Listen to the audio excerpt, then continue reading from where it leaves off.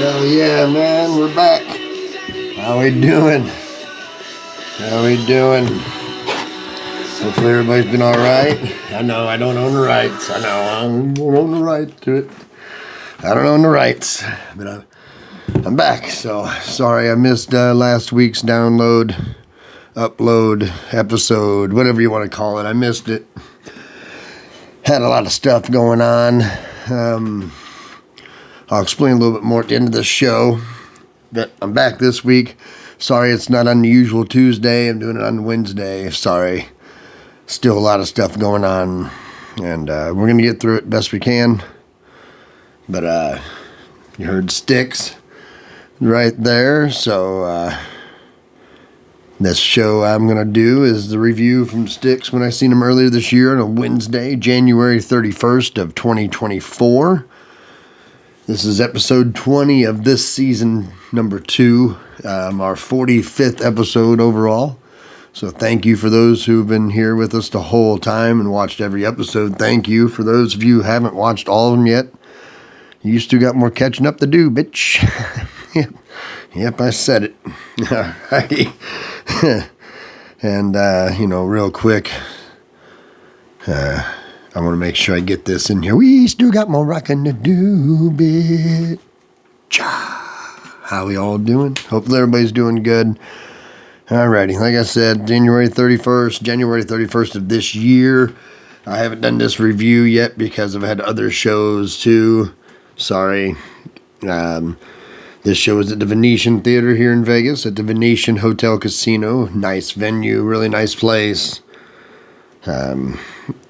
The band was founded in 1972 out of Chicago. Alrighty. So, so we have, James Young is still in the band, lead guitarist, one of the original members. He's still in the band. A guy named Lawrence Gowan, he does vocals and keyboards. He's been with the band since May 99. We got Todd Sucherman, sorry. Like I said, some of the last names are hard, my eyes aren't the greatest, but he was around March from 95. He's on the drums. Ricky Phillips on bass since 2003. And William Bill Evankovich, he's been a touring member since 21 on guitar. And then, of course, we got Tommy Shaw back. He's not an original. He came in 75, December of 75. He's on vocals and guitar. Also left the band for a little while. Did some stuff with a band called Damn Yankees. And then came back in 95, 96. Before the band just kind of petered out for a little while until it came back 2000. And then, the rest is history. Also, we got some appearances throughout the night with Chuck Panazzo. So he's one of the original founders of the band. Also plays bass. It was him and his brother that founded the band, and then got in guys like James Young and stuff like that. And then later on, Tommy Shaw. They've been around for a long time. So, one other thing I do want to mention, unfortunately, Panazzo doesn't make as many appearances on stage as a regular appearance. One, because he's getting up there in age. Plus, he also battles HIV. So, very, very sad to hear that he has that. It's very public information on Google that you can find that on. It's it's always sad to hear somebody has a disease like that, And I don't know, I don't want to get into like all the medical side of it. It's just unfortunate that he has it, and that's all I'm really going to say about that. This is a really good show. I always have this is the second time I've seen STYX. They always put on a great performance. Chuck Panazzo did make an appearance last time we did see STYX for like 1 or 2 songs. This time he came out for a few more than what he did last time, so that was kind of cool. Also, this was a 5-night residency that STYX was doing at the Venetian. We were here for the 3rd night. It says it's 1,815 people capacity. It seemed like there was a little bit more than that to me. So that's a little iffy still, I guess you can say. I don't know. Like I said, but there was a lot of people. It was a good outing. I'm sure they probably sold lots of merch. So, and then, the drinks, of course, were flowing.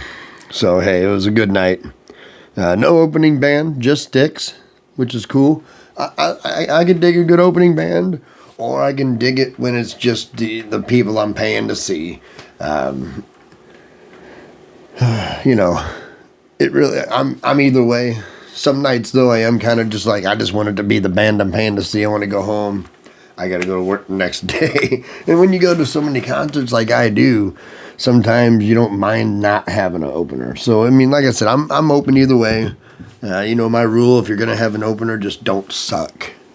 You can be mediocre as the opener, just don't suck. Okay? That's the rule. All right, so we're going to get right into the set list. First song right into the Grand Illusion, which is a good way to start the show, especially with the lyrics. If you know the lyrics of the song, it talks about getting your tickets to the show and stuff like that. And it kind of like it's a good entry into the concert. Then the second song is going to be another famous STYX tune, Too Much Time on My Hands, one of their more popular tunes, I'd say. Grand Illusion's up there as well. The third song out is going to be Lady. And we're going to see Chuck Panazzo for the first time coming out for Lady. They're already third song in. He's coming out. Last time, and the first time we seen him, he only came out towards the end. So I don't know how they do it. If he's like, hey, I'm going to come out. I feel good tonight. I'm going to come out for this many songs, or if I'm only going to come out for this tune or this. I don't know how he does it. I don't know what he figures he's going to do, but he came out pretty cool. They did Lady. Another famous STYX tune, Riding the Lorelei, and then into Miss America. So the first 5 tunes are badass STYX songs that pretty much everybody in the crowd that's a STYX fan knows. All 5 of those are going to be on the Greatest Hits album, or at least a best of compilation of some sort. The 6th song is Boat on the River, and I think that's one of the ones that kind of in the later years. Not a bad tune. You can tell not a lot of us knew it, as well as some of the other STYX tunes, like the next one called Light Up. Light up, everybody. So that's pretty cool. I like that tune. It's got a cool a good keyboard riff in there and shit too. So it's a cool little tune. So it's kind of like getting the fans back into that. They played that one song that was kind of like off the Greatest Hits album, it wasn't on the Greatest Hits album, but then they come right back with a good tune, Light Up. And then we're going to come into a song called Crystal Ball. And this song here means the most to a guy named Tommy Shaw, who used this song because this wasn't a STYX song at the time. This was just a song that Tommy Shaw written on his own, and he used that song to audition for the band STYX. Not only did they say, yeah, you're in the band, but they liked that song so much. When Tommy Shaw came in the next day, the other band members were working on that song, trying to make it, more of a group song, make it a STYX song. But Tommy Shaw pretty much gets the main credit for writing that song. Then the other guys just come in, kind of polish it up, make it it's a awesome song, one of my favorite STYX songs. One of the ones I was definitely saying they gotta play Crystal Ball. And it's the title track for the album also that they put out then when Tommy Shaw entered the band. And that's how good of a song it was. And especially when I think about what has just happened to me and my family over the last 2 weeks, sometimes I wish I had a crystal ball to look into things and see how the future would be, and it's too bad we don't get those, though. So, and then the next song, we're going to come right out. And, just in case Tommy Shaw did get into the band. Yeah, just kidding. I know. I just... Anyway, let's go on. Rockin' to Paradise was the next song. That's a good old STYX tune. That's, even if it's not one of the ones that people may think about right away, whenever you start to hear it, you're like, oh yeah, this is a good tune. And so then, of course, then they get into Blue Collar Man, which is another really famous STYX tune. And then they do a song that's kind of one of those ones that's not going to be on, like, you're not going to hear it on the radio a whole lot. But it's off the album Pieces of 8. It's the title track, Pieces of 8. And it's a badass tune. It's just one of them tunes you gotta know the albums. And if you don't know the albums and you just know what they play on the radio, or you just know the greatest hits lineup, then you're not gonna know this song probably. But they don't play this song very much. So to say it was kind of a treat to get Pieces of 8 is an understatement. And I haven't looked. I know the first 2 nights that STYX did their show, because we were there for the 3rd night of the 5-night residency. The first 2 nights they did not play Pieces of 8. I should have checked the last 2 nights. I haven't checked to see if they end up playing it anymore, but that was a treat right there. I almost hope they didn't play it on the 4th and 5th show, just to keep it even more special. I know I'm a selfish bastard in that way, but fuck it. I mean, they should have came on Wednesday. You know what I mean? I picked a good night. And then, also it was on a Wednesday, and any chance I have a chance to see like a residency show during the week, I'm going to do it, because, tourists get in Thursday night, Friday night, Saturday night, of course, probably being the most active. Being it was on the Venetian, that's on the Big Strip. Anybody who knows anything about the Big Strip, it's busy as hell, especially at night. 2, 3, 4 in the morning, it's a little bit easier to drive on. But we're talking trying to get to a concert for an 8 o'clock show. It's going to be busy. People are still getting off of, work. For those who work off, getting off at like, say, 6 o'clock, you might be getting some of that traffic still and shit. So, so anyway, alrighty. Song 12, Our Wonderful Lives. I don't think it's more of I think probably ain't one of the more famous STYX tunes, but it wasn't a bad tune. And then they get right back into the stuff, into the big hits, Fooling Yourself. This is where we get the second appearance for Chuck. He comes on out. And then the song number 14 is called Godiva. And it's just Lawrence on the electric piano, which he does like a cool, really bit. It's hard to describe what it sounds like. I'm sure if you hear it, you'll be like, oh, wait a minute, I've kind of heard that before. And so they kind of do that.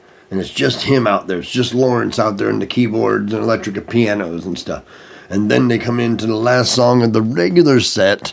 They can't never go away without playing this song, Come Sail Away.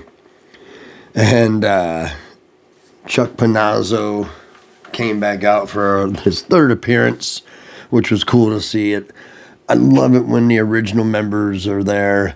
And even if we could only get Chuck, being he's definitely an original founding member of the band, if we could only get him for, I won't say how many, just say if you get the guy 4 times.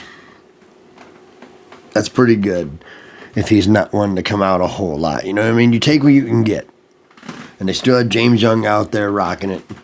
And then, Chuck Panazzo comes out. He's going to make 4 appearances total.